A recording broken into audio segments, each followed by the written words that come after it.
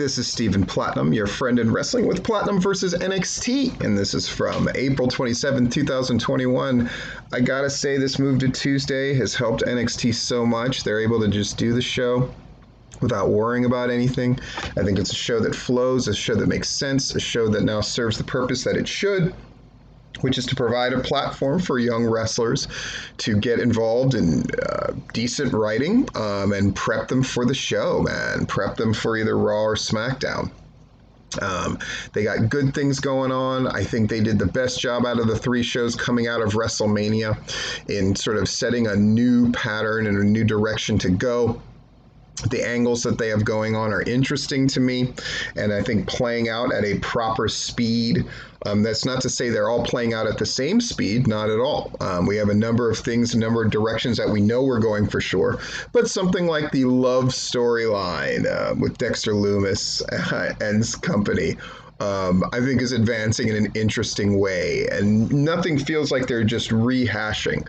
And strangely, even though Raw and SmackDown both have huge rosters, at times it appears that we just see the same 8 people doing the same stuff again and again and again repeatedly.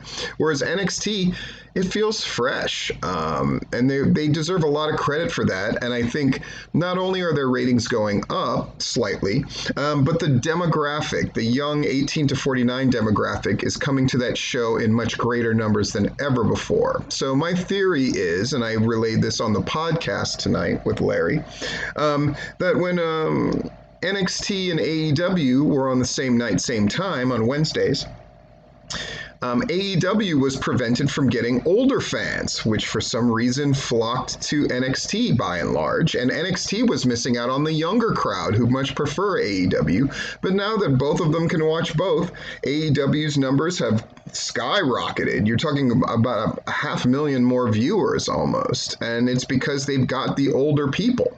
And then NXT has gone up because the younger viewers who prefer AEW will now give NXT a chance, and I think that's to their benefit because NXT definitely has a younger look about it. Anyway, we go and we have my favorite commentary team now in the WWE, since they have not changed, Beth Phoenix and Wade Barrett. Foremost amongst them. We got Dakota Kai coming to the ring with Raquel Gonzalez. And then Mercedes Martinez is out next. So we have, and they recall for us quickly that Martinez plans to take out Kai as the first step to her 2-step plan of taking out Kai first, and then Martinez the champion and winning the title. Not Martinez the champion, Gonzalez the champion. The match is a good one, and it lasts quite a long time. Mercedes Martinez can absolutely go, but it's really Kai who's the surprise here, doing a great job. When Martinez finally looks like she's able to going to put Kai away, Gonzalez rushes the ring and attacks her for the disqualification, which makes total sense. And they really put the beat down on her. Gonzalez throws Martinez into the plexiglass barrier, and so now she's knocked down the die-hard babyface. Makes sense to me. Mackenzie Mitchell's backstage with Ember Moon and Shotzi Blackheart, mentioning that they're going to defend their women's tag titles against the Way next week. They're focused on tonight's non-title match, though, against the Robert Stone brand, and determined to hang on to the titles next week. And then a crew member brings bouquet of flowers to the champs as Frankie Monet walks up with her dog. She introduces herself. This is the once Tara Valkyrie, right? Taya Valkyrie. Tara Valkyrie. Sorry, from Impact. And it looks like somebody's got a crush on Moon and Blackheart, she notes. Monet reads the card on their flowers and laughs as it says they're from Dexter Lumis. Moon and Blackheart want nothing from Lumis. Is this really from Lumis? I would doubt it, but it's intrigue and drama, and it's silly, and you know what? NXT needs a little bit of that, so I like it. Back from the break, we see Cameron Grimes entering a local jewelry store. He's here to get something nice for someone, a special someone himself, which is great. He goes on, reveals he's looking for the most expensive watch in the city. Grimes says he has nothing but time, but then yells at the jeweler for taking too long. Very heelish, and we're obviously going to come back to this segment. I am down for it. We go back to the ring. The grizzled young veterans, hate that name, are out. They're dressed in suits and they have mics. They talk about the NXT Tag Champions MSK being in tonight's 6-man main event, and how they're competing in any kind of match, so they don't have to defend the titles against them. So they're calling them out. Gibson said they are on the fire that will ignite this tag team division, soon to be recognized as the most important NXT tag team. But then music interrupts him, and out comes Ciampa and Timothy Thatcher. Ooh. Basically, they're setting up the match. The two teams end up yelling at each other, and it's great. I like that direction. Mackenzie's backstage with Killian Dane and Drake Maverick, asking about their match with Imperium tonight. Drake has been watching wrestling a long time. He knows how it's going to go. Either Dane will join Imperium or Dane will walk out on him. Dane interrupts and quotes a famous man, telling Drake to have faith. Drake just definitely has conveyed this idea of, I'm just going to get killed, man. And then he asks if Dane just quoted George Michaels, which is, again, another funny moment. I like that NXT has a lighter feel about it without being slapstick stupid all the time. I really like that. Tian Sha is backstage, and Xia Li cuts a promo in Chinese as Boa stands next to her. That is distinctly not comedy. It's a very serious, mysterious kind of thing, and I'm all about it. And they go to commercial, and when they come back, they talk about wish.org and how you can donate, which is a very nice thing. And then they have a vignette with Isaiah Swerve Scott in the recording studio. He's cutting a promo on Leon Ruff, and he says after last week, it's obvious the ring can't contain him. And then Scott goes on to propose a Falls Count Anywhere match for the next week, saying this time he's playing with Ruff's life. See how they're setting up matches for next week and for future shows instead of using one half of the show to promote the other half? Again, it's a note that I wish SmackDown and especially Raw would take. We got Toni Storm against Zeta Ramir. This was the biggest shock of the night. I assumed Toni Storm was going to beat her after a relatively short match. Instead, the match goes a little longer than I think. And then Zeta manages to pull off an upset, hitting a shooting star press, which again, for a woman is incredible because their center of gravity is lower. So to be able to do a front rotation flip and land it was really impressive. I love it. And Ramir's excitement and getting the big win was great. And Storm looks shocked and tries to recover. And Ramir joins Zoe Stark on the stage. Awesome. Great little surprise there. And the match feels very meaningful as opposed to when they have a fluke win that happens on Raw and you just go like, well, it won't amount to much. So great job, NXT again. Legado del Fantasma is backstage. Really scary looking promo, which I like. They cut promos to Warren, Kushida, and MSK ahead of tonight's main event. They said they're going to make a statement tonight, and then they will capture both set of titles. Awesome. Great meat and potatoes promo, and they looked good doing it. We see Bronson Reed walking backstage. He stops and sees Johnny Gargano, who's the North American champion, and Candice LeRae staring at him. He stops, but he keeps walking to the ring. Austin Theory pops out from around the corner and jokes, like, it's dark here, guys. I got a match. So Bronson Reed against Austin Theory. It's a good match and part of Austin Theory's quiet rehabilitation and comeback, right? I don't mean physical rehabilitation. I mean image rehabilitation. But it's a good match. But Bronson Reed manages to win with the Tsunami Splash, and he's a big boy.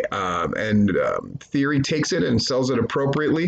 And so now Bronson Reed, the big man, is the new #1 contender to Johnny Gargano, which they've built up over time. They had Reed be the hero of the 6-man mixed match a week or so ago, and he got the pin there. So he is a logical contender to Johnny Gargano's North American title. I really like how this show is flowing. I really do like it. It might end up being the best show of the week, though Dynamite still has a chance at that, most certainly. I am losing faith in SmackDown to be that show now after last week's awful show. In any case, Reed's taunting Gargano as he looks on from ringside. A great moment for Reed. MSK and Kushida are backstage with Mackenzie, and they have this silly thing where they're kind of trying to pose together and do these hand things. It didn't look that slick. They probably should have practiced it, but it was fun. Back to commercial. Back from the break, we see the way backstage. Gargano is not happy with Austin Theory, since by Austin Theory losing, now Reed is going to get a title shot, right? Gargano blames everything on Dexter Lumis. Candice LeRae and Indy Hartwell blame everything on Ember Moon and Shotzi Blackheart, and they're tired of the mind games. They hype Indy up, and she storms off to take care of business. Imperium against Killian Drake and Drake Maverick. Dane, though, decks Drake when he's stuck upside down in the corner.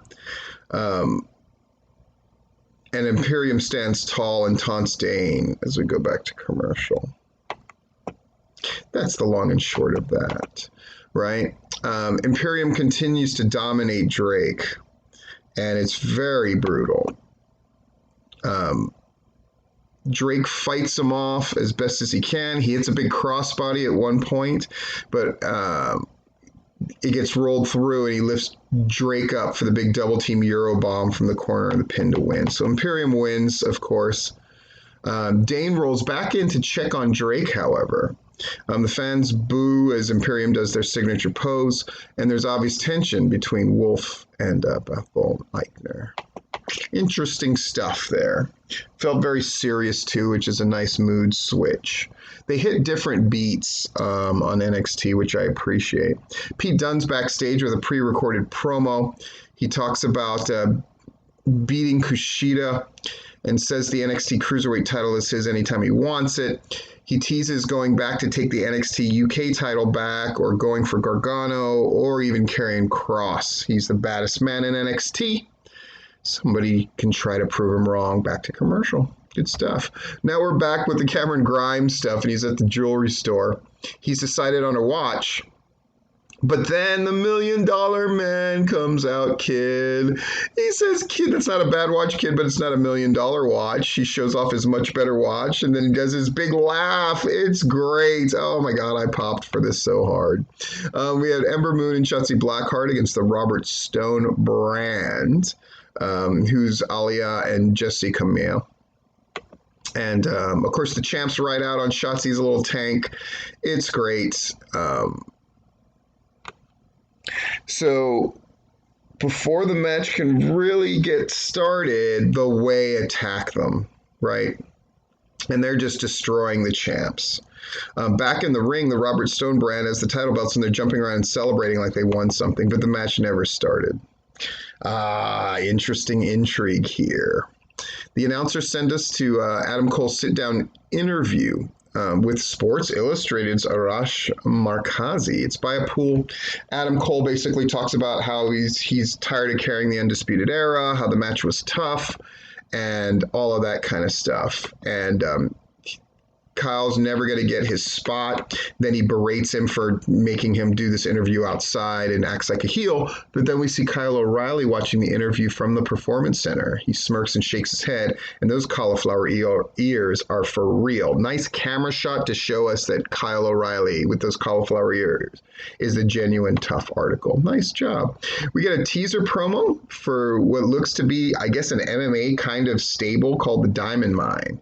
Always got something new, man. NXT follows that formula that I always talk about, where 1/3 of the things roughly end, 1/3 of the things roughly continue, and then they have new stuff for about 1/3 of the show. It is a formula that I came up with that absolutely works when it's used properly, and NXT is using it properly. What can I say? We're back from the break, and next week's NXT Women's Tag Titles match has been changed to a street fight. I like that. And then Leon Ruff versus Isaiah Swerve Scott for the Falls Count Anywhere match is also official. So now we've set up next week's show before the main event. What can you say? That's great. Legado del Fantasma against MSK and Kushida. The long and short of it is they have a great match, but then Legado demolishes all three of the guys. I mean, putting them through tables, beating the crap out of them. Mendoza covers Carter for the pin, but that's less important than just the fact that they demolished all three of the faces who are champions. And at the end, that's the shot that I have there. Legado del Fantasma standing tall together, and they're all holding the various titles. owned by the three guys that they just demolished. What can I say? NXT is fucking running hot, man, and it's a good damn show. I'm Stephen Platinum, your friend in wrestling.